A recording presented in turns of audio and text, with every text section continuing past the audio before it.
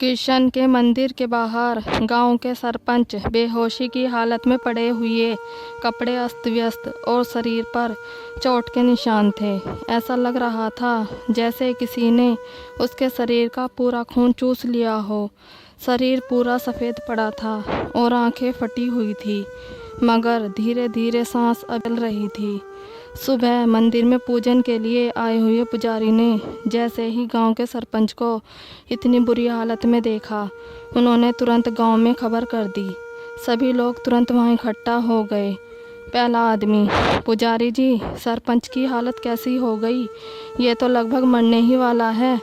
पुजारी, मुझे क्या पता, मैं तो रात को 10 बजे मंदिर बंद करके चला गया था। सुबह 5 बजे जब आया तो मंदिर के बाहर इन्हें इस अवस्था में देखा। पहला आदमी, सब लोग देख क्या रहे हो?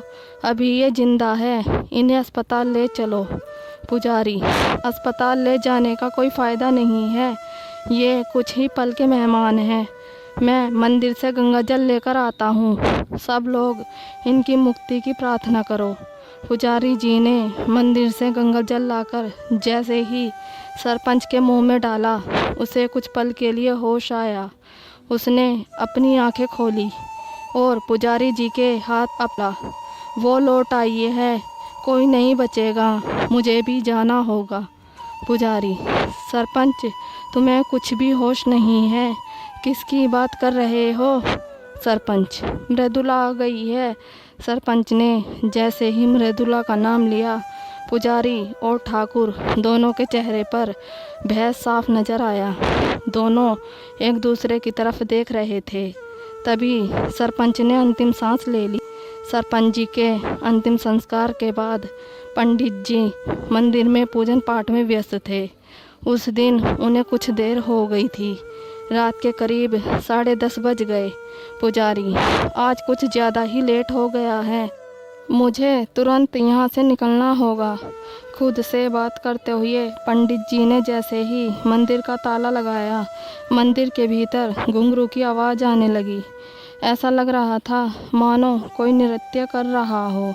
पंडित जी को लगा कि उनके मन का वहम होगा, मगर फिर जब घुंघरू की आवाज़ आई तो उन्होंने मंदिर का दरवाज़ा खोला और मंदिर के भीतर दाखिल हो गए। मंदिर की लाइट चालू नहीं हो रही थी। गुप्त अंधेरे में भी अभी भी घुंघरू की आवाज़ आ रही थी, मगर कोई नज़र नहीं आ रहा था। पंडित जी, कौन है यहाँ पर? सामने आओ। घुंघरू की आवाज़ से मुझे डराने की कोशिश मत करो। कौन है? आवाज़, यशोदा का नंद लाला, ब्रज का उजाला है, मेरे लाल से तो सारा जग झिलमिलाए, जो जो जो जो जो। आवाज़, पंडित जी देखिए ना, कान्हा तो सो ही नहीं रहे हैं और मैं कब से इन्हें सुलाने की कोशिश कर रही हूँ। आप ही इन्हें समझाइए ना, आजकल बहुत परेशान करने लगे हैं। कहते हुए कोई ज़ोर से हंसने लगा। पंडित, मृदुला तुम हो? सामने आओ। तुम मृदुला नहीं हो सकती, वो तो मर चुकी है। तो फिर कौन है? मुझे डराने की कोशिश मत करो, मेरे ऊपर ठाकुर जी का आशीर्वाद है। और तुम क्या हो? तुम तो उनकी दासी हो, एक देवदासी।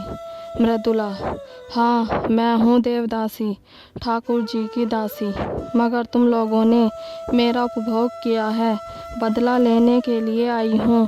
पंडित जी ने जैसे ही सुना वो तुरंत वहाँ से भागे। उन्होंने मंदिर का दरवाज़ा भी बंद नहीं किया। अगली सुबह भय के कारण उन्हें बहुत तेज बुखार था। गांव के वैद्य और ठाकुर जी उनके पास पहुँचे। वो नींद में भी बड़बड़ा रहे थे।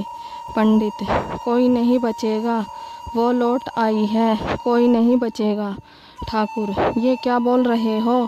पंडित जी खामोश रहो, आपकी तबीयत तो ठीक है ना? वैद्य, बुखार बहुत ज़्यादा है, जो शायद सर पर चढ़ गया है, मगर कल तक तो बिल्कुल ठीक थे, आज अचानक ये सब कैसे हो गया? ठाकुर, वैद्य जी इन्हें कोई भी दवा दीजिए, यदि शहर से डॉक्टर बुलाना है तो बताइए, मगर पंडित जी का होश में आना ज़रूरी है। आखिर मुझे सच भी तो जानना है। कहते हुए ठाकुर साहब वहाँ से उठ गए और अपने घर पहुँच गए और खुद को एक कमरे में बंद कर लिया।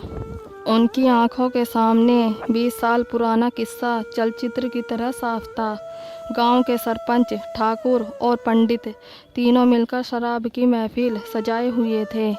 ठाकुर, इस गांव में तो मनोरंजन का कोई साधन ही नहीं है। शहर में देखो सिनेमा और साथ में बहुत कुछ मिल जाता है। सरपंच, यहाँ तो शरीर की प्यास बुझाने के लिए कुछ नहीं है। ठाकुर, पंडित जी कोई तो बंदोबस्त करो। पंडित, मैं क्या कर सकता हूँ, मेरे हाथ भी तो कुछ नहीं है। आप लोगों के पास तो ढेर सारा पैसा है, आप ही कुछ कीजिए। सरपंच, यहाँ के लोगों को अपनी इज्जत पैसे से ज़्यादा प्यारी है। पैसों के बलबूते पर कोई नहीं मानेगा। हाँ, मगर यदि ठाकुर, क्या करना होगा ये बताओ। सरपंच, मैंने सुना है कि पहले के लोग देवदासी की प्रथा के जरिए शारीरिक सुख पाते थे। जो दासियाँ देवताओं के नाम पर आती थी उनसे देवदास सुख पाते थे। पंडित, ऐसा होता तो था, मगर अब ये सब कोई नहीं मानता। ठाकुर, यदि कोई नहीं मानता तो हम लोग मानने पर मजबूर कर देंगे। कल सुबह ही मिलते हैं। अगली सुबह ठाकुर और सरपंच ने पूरे गांव के लोगों को चौपाल पर बुलाया। ठाकुर, आप सभी लोग जानते हैं कि पुजारी जी युवा अवस्था में ही ब्रह्मचर्य का पालन करते हुए मंदिर में ठाकुर जी की सेवा पूजा कर रहे हैं। उनकी इसी भक्ति से प्रसन्न होकर कल रात कान्हा जी ने पुजारी जी को स्वप्न में कहा है कि कोई भी पुरुष अपने घर की कुंवारी कन्या को देवदासी बनाकर मंदिर में छोड़ सकता है तो उसकी हर मनोकामना पूरी हो जाएगी। कितना मनोरम मौका है। आप लोग भी ठाकुर जी का आशीर्वाद प्राप्त कर सकते हैं। आदमी, देवदासी, मगर ये तो गलत प्रथा है। ये प्रथा तो बंद हो चुकी है। यदि सरकार को पता चला तो ये सब गलत है। सरपंच, वैसे तो दहेज प्रथा और बाल विवाह भी बंद हो चुके हैं, मगर अभी भी गांव में ये सब शुरू है। जब अपने मतलब के लिए हम सरकार के नियम कानून नहीं मानते तो ठाकुर जी की सेवा के लिए क्यों नियम मानेंगे। आगे आप लोगों की इच्छा है। हम तो चाहते हैं कि गांव वालों की हर इच्छा पूरी हो। हरिओम। बोलते हुए सरपंच ने सभी लोगों को अपने घर जाने को कह दिया। सब लोग अपने घर पहुंच गए, मगर सबके मन में एक शंका जरूर थी। आदमी, झुमरी की अम्मा क्या कहती हो? वैसे भी हमारे घर में 3 बेटियां हैं। मैं गरीब, इनकी शादियों का बोझ नहीं उठा पाऊंगा। तुम चौथी बार माँ बनने वाली हो। क्यों ना हम लोग हमारी झुमरी को कान्हा जी की सेवा में समर्पित कर दे। क्या पता इस बार कान्हा जी हमारी सुन ले और झुमरी का कोई भाई आ जाए। दोनों पति पत्नी ने काफ़ी विचार विमर्श के बाद झुमरी को देवदासी बनाने का निर्णय ले लिया। संयोग से इस बार झुमरी की माँ को बेटा हुआ। उसके पिता बहुत खुश हुए और उन्होंने सब लोगों को बताया कि कान्हा जी ने अपनी बेटी को देवदासी बनाने के बदले उन्हें बेटा दिया है। अब गांव वालों को यकीन हो गया था कि सरपंच साहब झूठ नहीं बोल रहे थे, मगर बेचारी झुमरी दिन भर मंदिर में सेवा करती और रात को सरपंच, ठाकुर और पुजारी जी की सेवा करती। उन लोगों ने उसे डरा दिया था कि यदि उसने किसी को कुछ भी बताया तो उसके पूरे परिवार को ख़त्म कर देंगे। झुमरी चुपचाप सहन कर रही थी, क्योंकि बदले में उसे भरपेट खाना मिल रहा था, जो उसे कभी अपने घर पर नसीब ही नहीं हुआ था। झुमरी के परिवार की कहानी सुनकर दूसरे गांव में रहने वाला मनमोहन अपनी बीमार पत्नी के कारण बहुत परेशान था। वो ठीक से अपने परिवार की देखभाल भी नहीं कर पा रहा था। मनमोहन, क्या सच में कान्हा जी सबकी मनोकामना पूरी कर देते हैं? क्या वो मेरी भी कोई कामना पूरी करेंगे, मेरी पत्नी को ठीक कर देंगे? मगर कैसे मैं अपनी 16 साल की बेटी को वहाँ मंदिर में अकेला छोड़ सकता हूँ? आखिर कैसे? कुछ भी समझ में नहीं आ रहा था। काफ़ी सोचने के बाद उसने अपनी बेटी को देवदासी बनाने का निर्णय लिया। मनमोहन, मैं अपनी बेटी को देवदासी बना देता हूँ, यही ठीक रहेगा, क्योंकि यदि मेरी पत्नी ठीक नहीं हो पाई तो वैसे भी उसकी देखभाल अच्छी तरह से नहीं हो पाएगी। मैं तो कई बार घर से बाहर रहता हूँ, ऐसे में कहीं ऊंच नीच हो गई तो वहाँ पर कान्हा जी की सेवा में रहेगी तो कम से कम सुरक्षित तो रहेगी।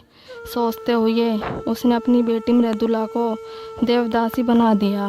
मृदुला ने पहले तो इसका विरोध किया, फिर अपना नसीब मानकर इस चीज़ को स्वीकार कर लिया। मृदुला बड़े मन से कान्हा जी की सेवा करती, उनके सामने नृत्य करती, और जब वो भजन गाने लगती तो सभी मंत्रमुग्ध हो जाते। मृदुला, मेरे तो गिरधर गोपाल दूसरे ना कोय, जाके सिर मोर मुकुट मेरो पति सोए। मेरे तो गिरधर गोपाल। कुछ दिनों बाद जब एक रात तीनों उसे अपने साथ रात बिताने के लिए मना रहे थे, मगर मृदुला नहीं मानी, तो उन तीनों ने मिलकर उस लड़की के साथ ज़बरदस्ती करने की कोशिश की।